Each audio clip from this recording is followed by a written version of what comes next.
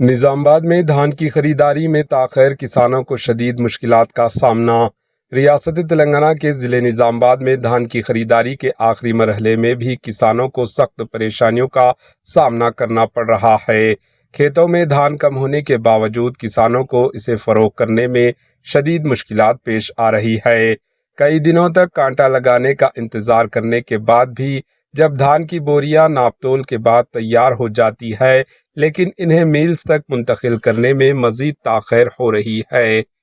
لاریاں نہ ہونے کی وجہ سے تھیلے میلز تک منتقل نہیں کیے جا سکے، جس کے سبب کسان اپنی فصل کو مہینوں تک کھیتوں میں سنبھال کر بیٹھنے پر مجبور ہو رہے ہیں۔